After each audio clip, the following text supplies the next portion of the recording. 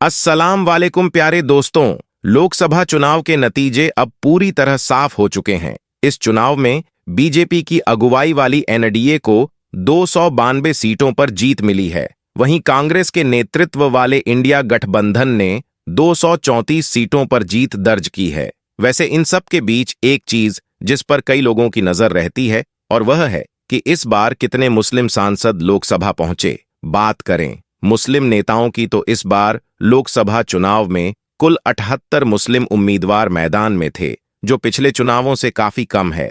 पिछली बार यानी 2019 के लोकसभा चुनाव में विभिन्न दलों ने 115 मुस्लिम उम्मीदवार मैदान में उतारे थे।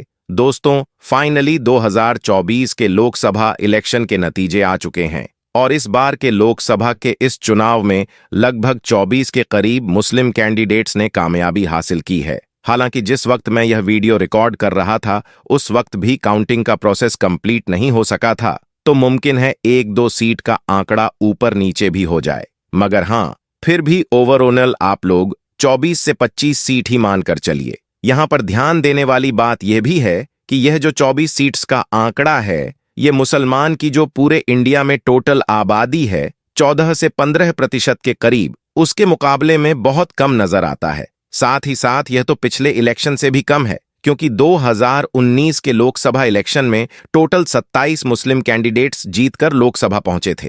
मगर हां, फिर भी हम ये जरूर कह सकते हैं कि इस बार के चुनाव में मुस्लिम कैंडिडेट्स का स्ट्राइक रेट पिछले सभी इलेक्शन से काफी अच्छा नजर आया, क्योंकि हमको नहीं भूलना चाहिए कि इस बार अपोजिशन की मेन पार्टीज की तरफ से सिर्फ और सिर्फ 78 मुस्लिम कैंडिडेट्स से उतारे गए थे, जो पिछले 2019 के इलेक्शन के 115 से काफी कम है। और मुस्लिम कैंडिडेट्स का यह नंबर इतनी तेजी के साथ क्यों घटा है, इसका रीजन आप लोग अच्छी तरह से जानते भी हैं, क्योंकि पिछले कुछ सालों में जिस तरह से भारत की राजनीति बदली है, उसकी वजह से अब विपक्ष की पार्टी भी ज्यादा से ज्यादा मुस्लिम कैंडिडेट्स को टिकट देने से कतराने लगी है। और फाइनली बात करें उन सारे मुस्लिम कैंडिडेट्स के बारे में कि जिन्होंने बड़ी मेहनत और लगन के बाद इस चुनाव में जीत का परचम लहराया है, तो उन लोगों का हमारी इस लिस्ट में पहले नंबर पर नाम है इकरा हसन चौधरी का, जो उत्तर प्रदेश की कैराना सीट से लगभग 69 से 70 हजार के बड़े फासले से जीतकर लोकसभा पहुंची हैं। इकरा हसन की सीट पर देश के ज्यादातर लोगों की तरह मेरी भी पर्सनली शुरू से ही नजर रही, क्योंकि यह न सिर्फ यंग है, महिला है, बल्कि हद से ज्यादा पढ़ी लिखी भी हैं। और शायद यही फैक्टर इनके इस चुनाव में काम भी कर गया और इतनी कम उम्र में ही पहली बार जब समाजवादी पार्टी ने इनको टिकट दिया तो बदले में इन्होंने भी जीतकर दिखाया। इस लिस्ट में अगला नाम है मोहिबुल्लाह नदवी का, कि जो समाजवादी पार्टी के टिकट से उत्तर प्रदेश की रामपुर की सीट से जीते हैं। आजम खान का गढ़ माने जाने वाले इस इलाके में जब बिल्कुल आखिरी वक्त में अखिलेश यादव की तरफ से लखनऊ से इनको इस इलाके में भेजा गया था, तो बहुत सारी आशंकाएं लगाई जा रही थीं कि लोग इनको कबूल शायद नहीं करेंगे, मगर वह सारी आशंकाएं गलत साबित हुईं और इन्होंने बीजेपी के कैंडिडेट को लगभग 70 से 80 हजार के बड़े मार्जिन से शिकस्त दी। तीसरा नाम भी उत्तर प्रदेश की संभल सीट से ही है और यह है जिया-उर रहमान बर्क, जो दरअसल उन शफीक रहमान बर्क साहब के ग्रैंडसन मतलब के पोते हैं, कि जो उत्तर प्रदेश के सबसे बड़े मुस्लिम नेताओं में गिने जाते थे। उत्तर प्रदेश की विधानसभा के सदस्य होने के साथ साथ यह कई बार भारत की लोकसभा में भी पहुंचे। फिलहाल अभी कुछ वक्त पहले ही इनकी डेथ हो चुकी है और आप समाजवादी पार्टी की तरफ से इनके पोते जिया-उर रहमान बर्क को टिकट दिया गया था। और जब यहां पर चुनाव वगैरह हुए थे तो बहुत सारे कन्फ्लिक्ट, बहुत सारे झगड़े वगैरह या फिर प्रशासन के ऊपर बहुत सारे इल्जाम लगाने की खबरें भी आई थीं और जिया-उर रहमान बर्क के सपोर्टर्स की तरफ से यह दावा किया जा रहा था कि बेईमानी करके, धांधली करके उनको हराने की कोशिश की जा रही है। फिलहाल 4 जून को आने वाले रिजल्ट में जिया-उर रहमान बर्क जीत हासिल कर चुके हैं। बात करें अब चौथे मुस्लिम सांसद के बारे में, तो वह हैं अफजाल अंसारी, जो कि समाजवादी पार्टी के ही टिकट से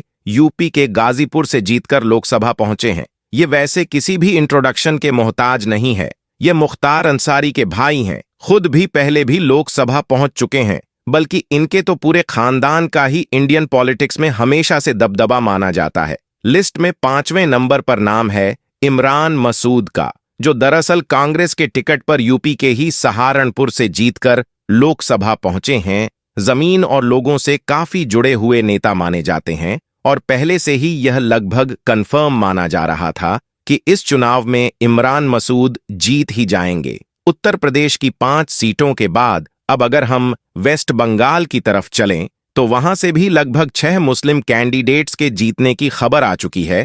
पहला नाम जंगीपुर की सीट से खलीलुर रहमान का बताया जा रहा है। दूसरा नाम अबू ताहिर खान का है, जो मुर्शिदाबाद की सीट से जीते हैं, जबकि तीसरा नाम एसके नुरुल इस्लाम का है कि जिन्होंने बसीरत की सीट से एक बड़े मार्जिन से लगभग 3 लाख से भी ज्यादा वोट से जीत हासिल की है। चौथा नाम साजदा अहमद का है, जिन्होंने उल्लुबैरिया की सीट से जीत हासिल की है। पांचवा नाम ईशा खान चौधरी का है, जिन्होंने मालदाहा दक्षिण की सीट से जीत हासिल की है। और यहां वेस्ट बंगाल में छठा नाम जो सबसे मशहूर और सबसे ज्यादा चर्चाओं में है वह है यूसुफ पठान, यानी कि हमारे एक्स क्रिकेटर का। यूसुफ पठान के जो पहले ही क्रिकेट दुनिया में अपने बड़े बड़े कारनामों की वजह से न सिर्फ हमारे देश बल्कि दुनिया में भी पूरी तरीके से मशहूर हैं। उन्होंने कुछ दिन पहले ही पॉलिटिक्स में एंट्री ली थी और टीएमसी की जो ममता बनर्जी की पार्टी है उसको ज्वाइन किया था और अपने पहले इलेक्शन में ही बड़ी जीत हासिल की है, वह भी कांग्रेस के मशहूर और बड़े लीडर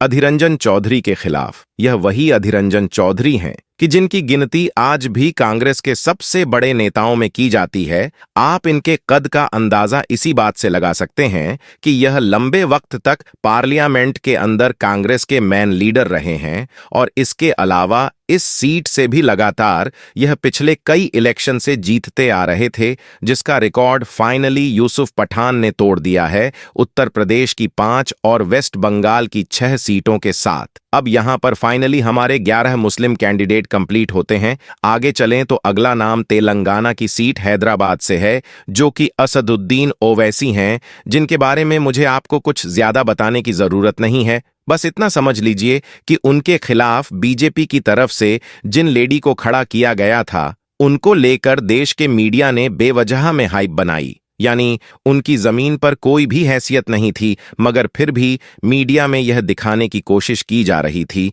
कि मानो वह ओवैसी को टक्कर दे सकती हैं। और तो और मीडिया की तरफ से बनाए गए इसी माहौल की वजह से यह लेडी इतनी ज्यादा जोश में आ चुकी थी और कॉन्फिडेंस में आ चुकी थी कि इन्होंने कुछ इस तरह की हरकतें की जिसकी वजह से इनका काफी मजाक बनकर रह गया। इवन खुद की इनकी पार्टी की तरफ से भी इनको क्रिटिसिज्म झेलना पड़ा और आखिर में रिजल्ट वही आया कि जो जमीन की हकीकत जानने वाले लोग बताते आ रहे थे, यानी असदुद्दीन ओवैसी ने सिर्फ जीत ही हासिल नहीं की बल्कि पिछले चुनावों की तरह लाखों के बड़े फासले से जीत हासिल की। तेलंगाना के बाद अब हम चलते हैं जम्मू कश्मीर की तरफ, जहां से 3 मुस्लिम उम्मीदवार जीते हैं, जिनमें से एक का नाम है आगा सैयद रूहुल्लाह मेहदी, जो श्रीनगर की सीट से जीते हैं। दूसरे का नाम है मियां अल्ताफ अहमद, जबकि तीसरे कैंडिडेट का नाम है अब्दुल रशीद शेख। और यहां पर आपको एक हैरान कर देने वाली चीज यह भी बताता चलूं कि जम्मू कश्मीर स्टेट से यह जो 3 कैंडिडेट जीते हैं, इनमें से 2 ने उन 2 मशहूर चेहरों को हराया है कि जिनसे हम सभी लोग अच्छी तरह से वाकिफ हैं, यानी जम्मू कश्मीर के 2 सबसे बड़े मुस्लिम चेहरे उमर अब्दुल्ला और महबूबा मुफ्ती, जो बारी बारी से जम्मू कश्मीर के मुख्यमंत्री भी रह चुके हैं। मगर इन चुनावों में इनको लाखों वोट्स के फासले से हार का सामना करना पड़ा है। इन 15 कैंडिडेट्स के बाद अब हम चलते हैं बिहार की तरफ, जहां से 2 मुस्लिम उम्मीदवार जीते हैं। और इंटरेस्टिंग बात यह है कि यह दोनों के दोनों ही कांग्रेस के कैंडिडेट थे। पहला नाम तो है मोहम्मद जावेद का, जो दरअसल किशनगंज की सीट से जीते हैं, जबकि दूसरा नाम है तारिक अनवर का, जिन्होंने कटिहार से जीत हासिल की है। अब चले असम स्टेट की तरफ, तो यहां से सिर्फ एक ही मुस्लिम कैंडिडेट जीता हुआ नजर आता है, जो कि है रकीबुल हुसैन, जिन्होंने धुबरी की सीट पर एक दूसरे मशहूर मुस्लिम चेहरे को ही हराकर, मतलब कि मौलाना बदरुद्दीन अजमल को शिकस्त देकर यह सीट हासिल की है। इन 18 सीट के बाद अब हम चलते हैं साउथ में मौजूद केरला की तरफ, जहां पर 3 मुस्लिम उम्मीदवारों ने जीत हासिल की है और वह लोकसभा पहुंचे हैं, जिनमें से पहले नाम तो है शफी परमिल का, जो दरअसल कांग्रेस से हैं, जबकि बाकी बचे हुए 2 नाम हैं ईटी मोहम्मद बशीर और डॉ MP अब्दुल समद समदानी का। और यह 3 में से आखिर के जो 2 कैंडिडेट्स हैं, ये वहां की मशहूर रीजनल पार्टी मतलब इंडियन यूनियन मुस्लिम लीग के कैंडिडेट थे। 21 कैंडिडेट्स के बाद अब हम अगर लद्दाख की तरफ चले तो वहां की सिंगल सीट भी मोहम्मद हनीफा नाम के एक मुस्लिम कैंडिडेट के हाथों में आई है। तो दोस्तों, यह तो थी इस लोकसभा चुनाव में जीतने वाले 24 मुस्लिम कैंडिडेट की लिस्ट। बाकी मैंने आपको शुरू में ही जैसा कि बताया था कि डाटा इधर उधर भी हो सकता है इलेक्शन कमीशन की वजह से, तो इसीलिए अगर इस वीडियो के अपलोड हो जाने के बाद अगर आपको कुछ काम ज्यादा लगे तो कमेंट बॉक्स में अपनी राय के जरिए से उसको बता सकते हैं। और ऐसे ही जानकारी से भरपूर वीडियो आगे भी देखने के लिए चैनल को सब्सक्राइब करने के साथ साथ बेल आइकन को भी जरूर प्रेस करें। अल्लाह हाफिज।